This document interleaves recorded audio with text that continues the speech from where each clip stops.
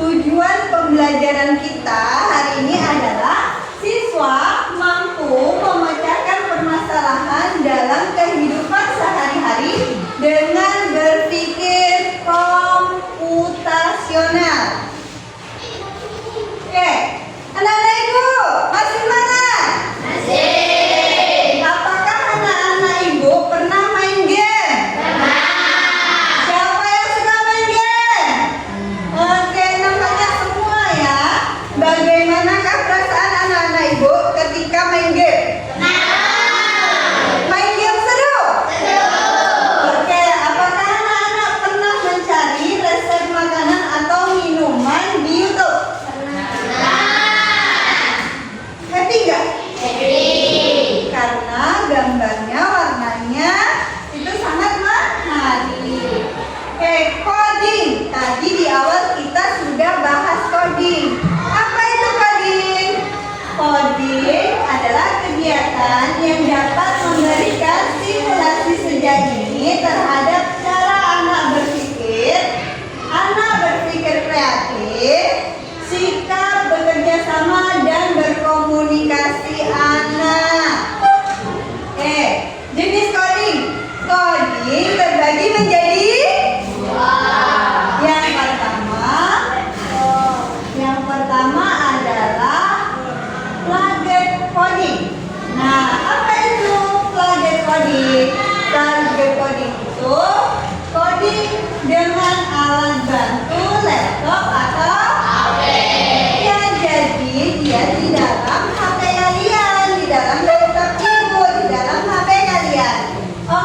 upload study dengan tanpa alat bantu laptop atau HP. Berarti di mana?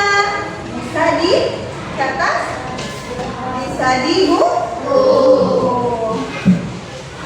Oke, kecerdasan artifisial KA atau artificial intelligence atau AI. Siapa yang pernah dengar AI? Pernah dengar? Apa itu AI? AI adalah kecerdasan buatan atau otak buatan yang diterapkan kita bijak dalam memutuskan. Karena tidak semua dalam AI atau kakak itu benar. Ada yang pernah buka Gemini? Ada yang udah pernah buka AI? Di situ kita bisa langsung tanya sama Gemini.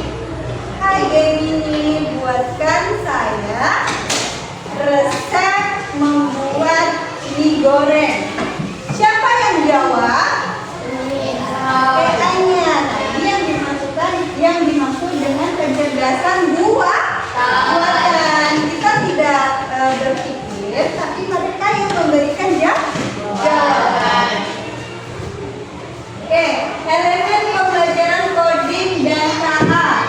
Berpikir komputasional yaitu keterampilan memecahkan masalah atau persoalan sehari-hari secara logis dan sistematis. Ibu mau tahu dulu, masalah yang kamu hadapi sehari-hari itu apa ya? Ibu kasih contoh deh. Kesulitan bangun pagi termasuk masalah nggak? Ya, itu termasuk masalah kamu dalam kehidupan sehari-hari. Nah, gimana caranya kamu memecahkan masalah tersebut? Kalau kamu tidak bisa bangun pagi dengan cepat, berarti malam tidak boleh begadang. Oke, kita buka dulu ya YouTube-nya.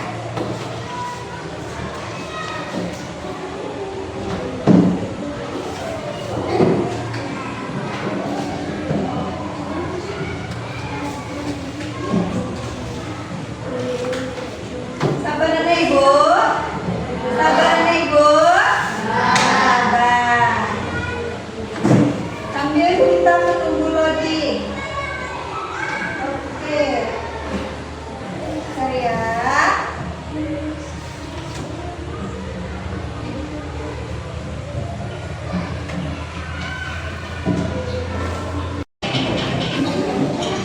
Pengenalan computational thinking. Hai teman KJ, coba tebak apa artinya computational thinking atau berpikir komputasional? Adakah yang bermata jeli dan melihat kata komputasional di sini? Jadi mungkin ada hubungannya dengan komputer ya? Iya, betul sekali. Coba buat kamu yang sudah menebak dengan benar. Berpikir komputasional adalah proses berpikir untuk menyelesaikan masalah dengan efektif dan efisien. Dalam ilmu komputer, proses berpikir ini dilakukan sebelum mulai menulis coding atau pemrograman. Jika sudah direncanakan dengan baik, maka coding yang ditulis akan sesuai dengan kebutuhan dan dapat diselesaikan dengan cepat dan tepat. Tapi ternyata berpikir komputasional juga bisa dilakukan komputer dan tanpa internet loh. Malah sebenarnya kita pun sudah menerapkannya dalam kehidupan sehari-hari, mulai dari menggosok gigi, mencatat penugasan pelajaran, hingga menyiapkan tas untuk sekolah besok. Wah, kalau kita sudah bisa menerapkannya setiap hari, berarti kita semua sudah mahir dong. Belum tentu. Contoh-contoh kalian yang menerapkan berpikir komputasional pada masalah yang sederhana. Masih banyak nih masalah yang lebih kompleks, seperti misalnya transfer keuangan bulanan, apa yang harus dilakukan kalau kamu terserah di tempat baru, hingga memilih pilihan dan karir. Lalu yang lebih penting lagi, ketika kamu dewasa nanti, kamu akan menghadapi era industri 4 dan bahkan 5. Di sini kamu perlu kecakapan untuk memanfaatkan dunia digital, mulai dari mencari dan membuat informasi yang kamu perlukan.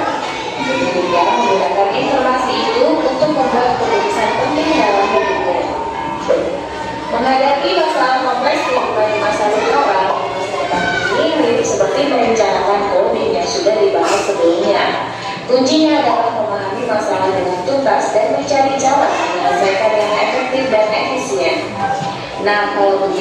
bagaimana agar kita bisa berpikir komputasional?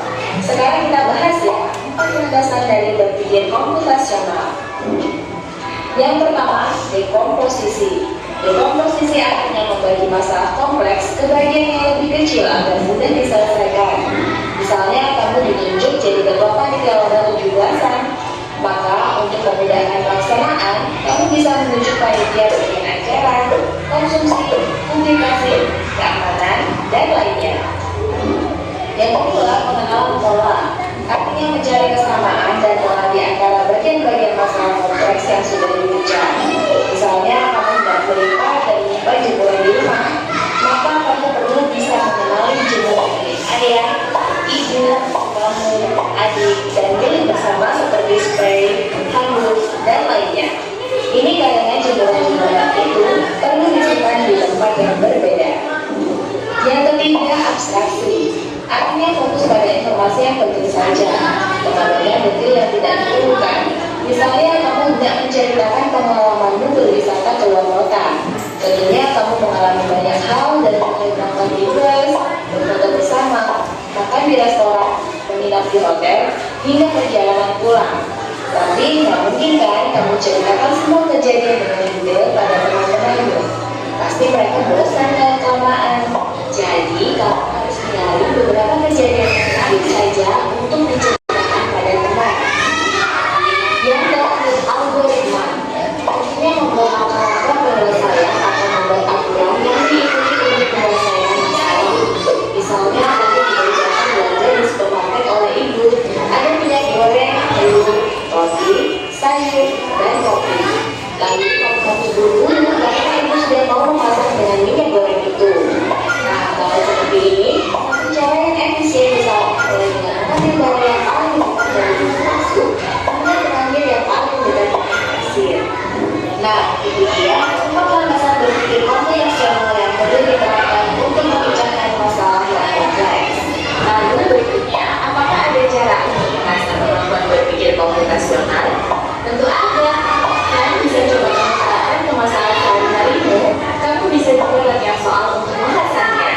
Misalnya, gurumu akan memberikan soal-soal computational thinking di mata pelajaran matematika, bahasa Indonesia, dan IPAS dalam kurikulum mereka.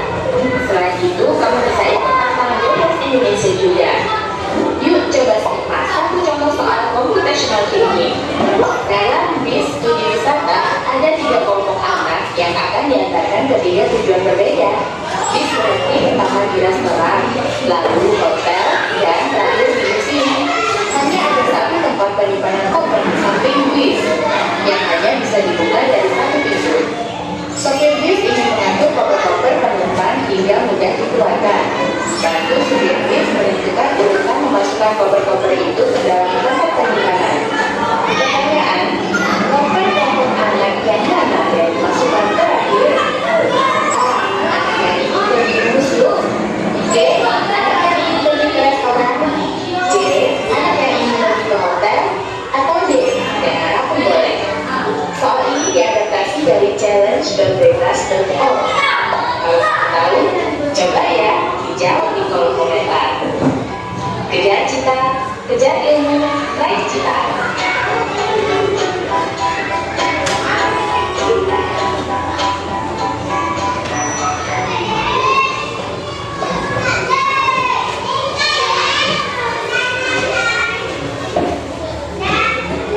Oke, anak-anak ibu sudah nonton videonya tadi? Oke, coba anak-anak ibu sebutkan. Aldi, 4 pilar berpikir komputasional. Yang pertama, yang kedua, yang ketiga, oke, yang keempat, algoritma. Oke, Zahra, sebutkan 4 pilar berpikir komputasional. Yang pertama, oke, yang kedua, yang ketiga, abstraksi. Yang keempat, algoritma. Kita review ya anak-anak ibu, dekomposisi. Contohnya tadi apa? Ketika kamu disuruh untuk menjadi pemimpin upacara, apa yang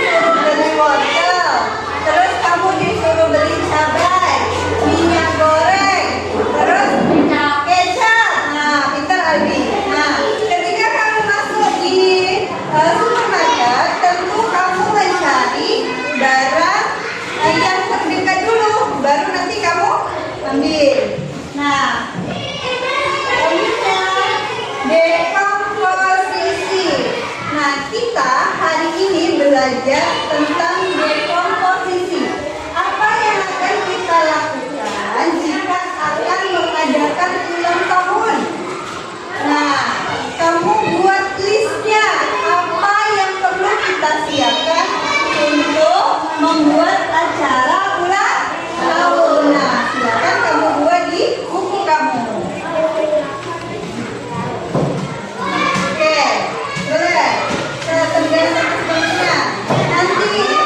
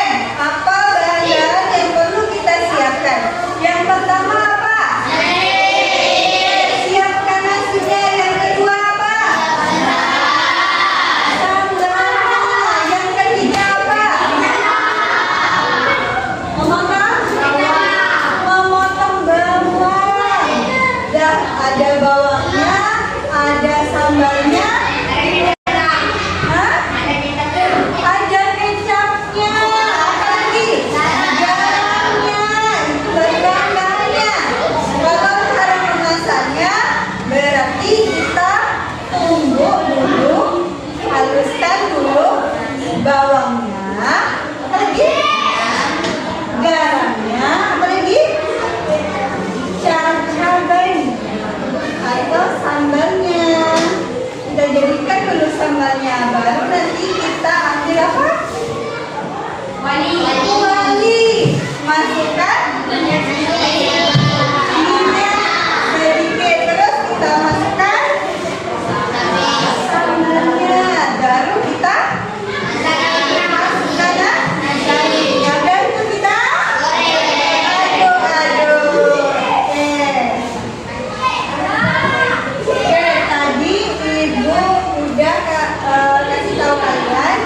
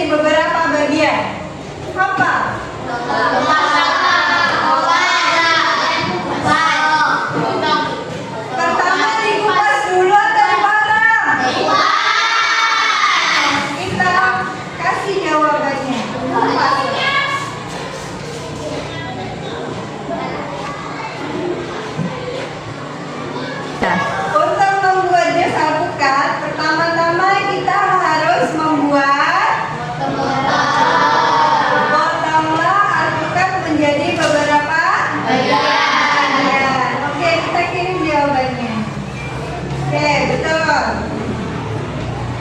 Kemudian masukkan potongan alpukat ke dalam blender bersama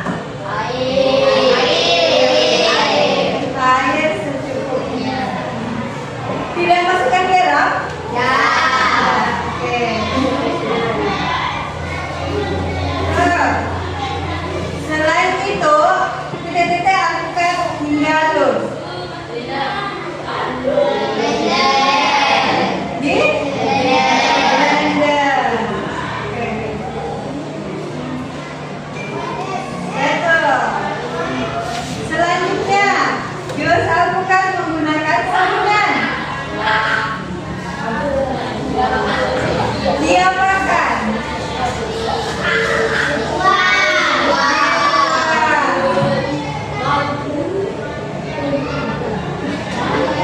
Salah.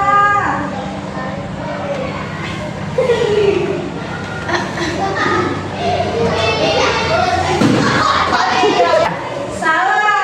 Seharusnya jus alpukatnya dimasukkan. Oke, selanjutnya. Terakhir, jus alpukat ke dalam gelas. Oke, dituangkan. Oke, baru betul. Jus alpukat siap dihidangkan. Apa jawabannya? Siap dihidangkan.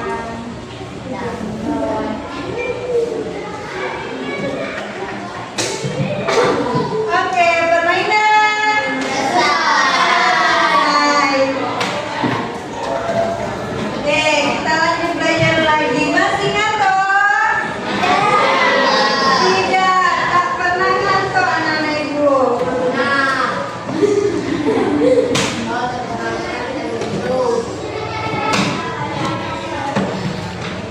Oke, tugas di rumah. Nah, ibu mau kasih kamu tugas untuk menyusun jadwal kegiatan di rumah, mulai dari bangun tidur sampai tidur lagi. Oke, termasuk sholat 5 waktu. Bisa anak ibu? Bisa. Oke, kalau bisa ibu mau kalian tepuk semangat.